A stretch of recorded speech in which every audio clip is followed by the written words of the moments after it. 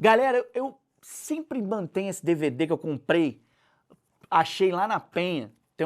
A Penha é um bairro do subúrbio, para quem não é do Rio de Janeiro. Eu sou da Penha, meu nome é Rodrigo Fonseca, sou crítico de cinema, pesquisador, fã do Scorsese, enfim, e suburbano. A Penha é um bairro muito louco e tem um viaduto na Penha onde você consegue comprar as coisas mais estapafúrdicas, de queijo Gouda até sei lá, uma panela de pressão velha e filmes do Al Pacino.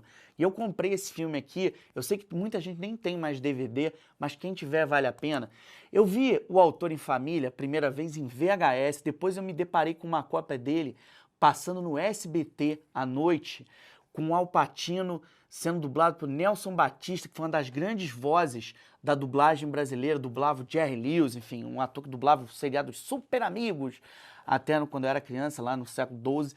Mas eu queria chamar a atenção para vocês o seguinte, quando o Scorsese fez o que é o tema desta nossa jornada, fez o Irlandês, ele trouxe o Al Pacino para interpretar o Jimmy Hoffa, um grande líder sindical americano. E havia uma polêmica na época, que era o Scorsese avançar na sua relação com os grandes atores que fizeram parte do Star System americano dos anos 70. Um desses atores ele não conseguiu. O Lobo de Wall Street, que é um filme que foi lançado no Brasil em 2013, lançado aqui em 2014, quem ia narrar o filme era o Gene Hackman, já aposentado. O Gene Hackman parou de atuar em 2004 e esse é um dos grandes nomes do cinema americano, do cinema novo americano, do fim dos anos 60 e sobretudo dos anos 70. O Gene Hackman, inclusive, ganha o Oscar por Operação França, The French Connection, que é de 71, que o Scorsese não conseguiu. Espero que consiga. Gene Hackman ainda está aí, nonagenário, firme e forte com a gente. Esse nosso papo aqui, depois de uma andança que já está abrindo vários leques no território criativo desse realizador, ela chega agora no âmbito da estética da amizade. As grandes parcerias que o Scorsese estabeleceu com atores que dão voz ao cinema dele. A gente já falou das grandes atrizes numa aula lá atrás. A gente mapeou a Ellen Burstyn, a gente mapeou a Illeana Douglas, a gente mapeou Judy Foster, a gente mapeou as irmãs Arquette, a gente mapeou a Sharon Stone em Cassino, que tem um trabalho seminal. Na primeira aula a gente fez uma espécie de cartografia de Nova York, para além do caminho do American Way of Life, valorizando as exigências que vêm da literatura beatnik, da cultura beatnik, do jazz, do rock and roll, na abertura de novos veios comportamentais. Depois a gente falou das representações da máfia na obra do Scorsese, a gente foi para o cinema documental, falamos da fé, e eu acho que agora, já que a gente, no último encontro, tinha falado de fé, da celebração do divino, da celebração dos orixás, a gente vai falar aí dos Exus que abrem o caminho, que são mensageiros da potência sociológica, política, ética do cinema, que são atores como, por exemplo, Leonardo DiCaprio, que a partir do Gangue de Nova York se tornou um protegido e um parceiro do Scorsese. Queria contar uma historinha bem interessante para vocês, antes de chamar a atenção para um grande ator brasileiro, que é o Cristiano Torreão, que é a voz dublada do Scorsese no Brasil. Muita gente tem muito preconceito com a dublagem, mas a dublagem alfabetizou audiovisualmente todos nós. Então é importante a gente saber dar crédito a quem nos formou. Cristiano Torreão provavelmente é responsável pela alfabetização de muitos de nós, assim como grandes outros atores, como por exemplo o seu Hélio Ribeiro, que é a voz do Robert De Niro no Brasil, dublado há muitos anos, e Dario de Castro, que nos deixou recentemente, uma das vítimas da Covid, que foi a voz durante muito tempo de Joe Pesci, o senhor Carlos Campanile, que foi a primeira voz do Robert De Niro no Brasil, na versão da BKS, versão brasileira BKS, do Taxi Driver. Nostalgias e afetos na dublagem à parte, queria chamar a atenção para uma coisa. Eu estava no Festival de Cannes em 2012, no ano que o Walter Salles estava lá com On the Road, fazendo uma láurea aí ao Jack Kerouac, o pilar da literatura beatnik, que a gente sempre fala aqui, e não por acaso era um filme que tinha Francis Ford Coppola como seu produtor. Naquele ano, havia um chamado para uma festa, e uma festa que era cara pra chuchu.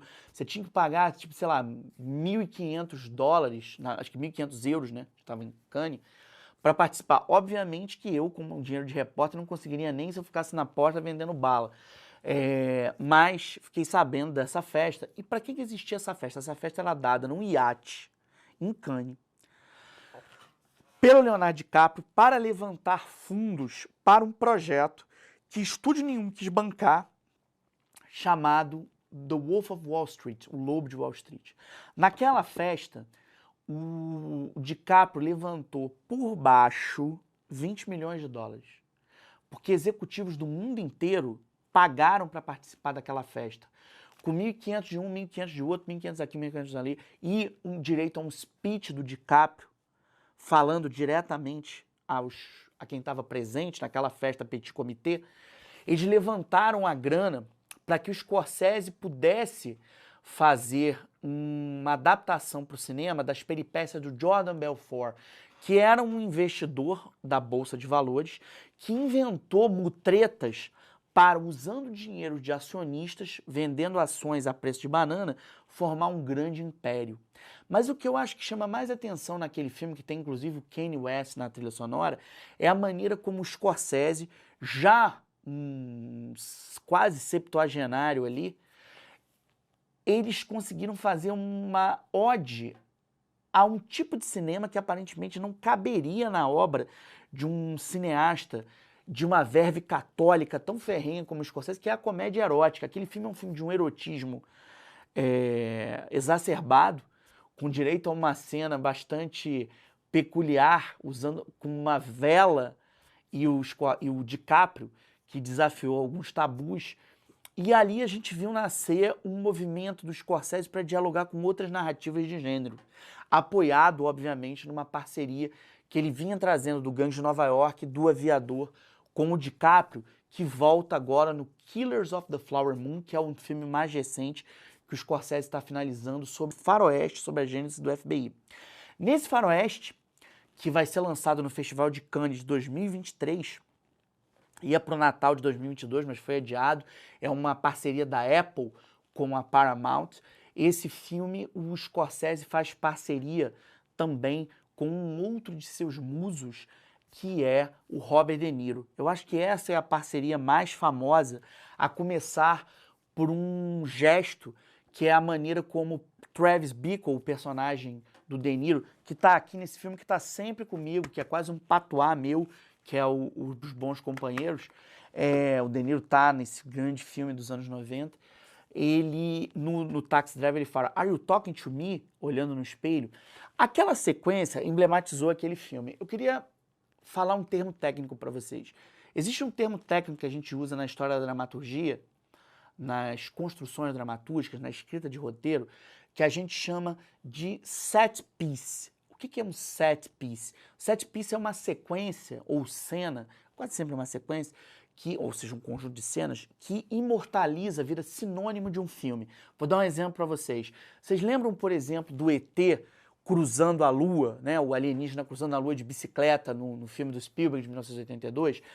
Quando você mostra aquela sequência, você imediatamente lembra do filme. Por exemplo, no caso brasileiro, existe um filme do fim dos anos 70, início dos anos 80, que é muito peculiar, que o Lima Duarte evoca uma frase do Nelson Rodrigues, Os Sete Gatinhos, do Neville Duarte de Almeida.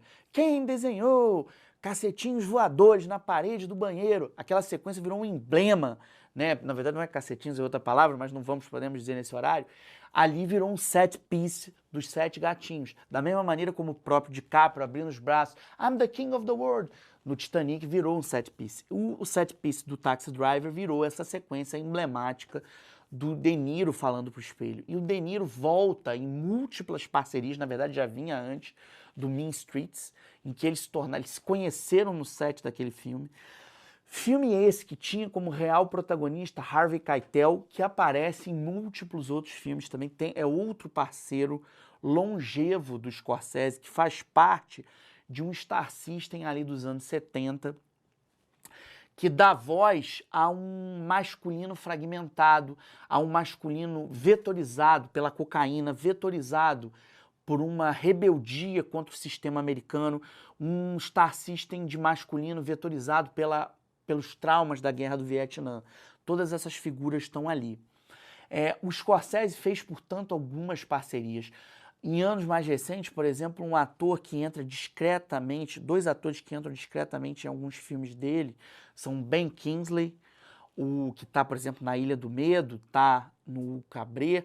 Aparece também o Alec Baldwin em alguns dos filmes que ele faz. Está, por exemplo, no... foi chamado para o Aviador. O Scorsese é alguém que traz um Star System, que é um Star System pensador, um Star System que traz em sua maneira de atuar uma reflexão sobre a América que eles representam. E não por acaso a gente está trabalhando com atores produtores, principalmente esse triunvirato aí, Keitel, De Niro e DiCaprio. DiCaprio, inclusive, produziu filmes ecológicos no cuidado que ele tem, por exemplo, com a preservação da Amazônia, com a preservação dos rios, dos mares, do mundo, a luta que ele teve, por exemplo, para ajudar as vítimas do furacão Katrina. Muitos filmes que ele faz se revertem para essas causas. E sobre o De Niro, eu acho que tem uma outra parceria, eu queria contar uma anedota para vocês. Eu estava no Festival de Marrakech de 2018, em que o De Niro foi homenageado, e teve uma situação muito engraçada. O Scorsese foi chamado para chamar o amigo, entregar a ele um prêmio pelo conjunto da carreira, e o Scorsese falou assim: quando eu conheci o Bob, chama assim, nos anos 70, a gente se ligava, e eu ligava para ele de um orelhão, e ele atendia da casa dele ou da casa de uma tia, e eu falava assim: Bob, você já viu o filme novo do Ozu, cineasta japonês que está passando ali no Lincoln Center? Você tá ligado naquele filme um clássico do Jean Renoir que está sendo exibido ali no Public Theater? Aí o De Niro me ligava e falava, o Bob me ligava e falava: Marty, você tá ligado no filme do Hermano Homem que vai passar não sei aonde, a gente pode ver. Mais adiante, quando a gente começou a filmar, estabelecer uma parceria, isso lá entre o fim dos anos 70 e os anos 80, eu ligava para ele e falava assim, devo confessar a vocês, Bob, você já viu o pó novo que os traficantes estão vendendo ali na 42? Bicho, aquilo dá uma onda. Aí o Bob me ligava e falava, Marty, você já experimentou o ácido que eles estão vendendo ali perto da Broadway? Meu irmão, eu estou vendo até Alice no País das Maravilhas. Só que a gente envelheceu. E embora a gente continue amando filmes e a gente não use mais os ácidos e os pós da vida, embora a gente continue falando sobre cinema, eu hoje ligo para ele e falo, Bob, você já sabia que você tem um nervo que se chama ciático e que ele dói? E ele liga para mim, Marty, você sabia que a bacia, se você movimentar o corpo de um jeito, dói? São as dores de envelhecer juntos, são as dores da estética, do envelhecimento na parceria, no casamento das trocas. E nas trocas, Robert De Niro e Martin Scorsese estão preparando um novo filme que pode cair como um colírio nos nossos olhos, e a gente vai falar desse filme na última das mini-aulas dessa jornada. Última é uma palavra bem caída, porque a gente espera construir uma parceria longa que vai culminar num grande casamento de celebração do cinema, numa masterclass que vai rolar no dia 3. Mas até lá, galera, tem mais uma aula pela frente e até lá eu deixo meu abraço, meu carinho e lembrando que o cinema é a poética das imagens em movimento. O que vocês estão me ajudando a fazer aqui é poesia. Valeu!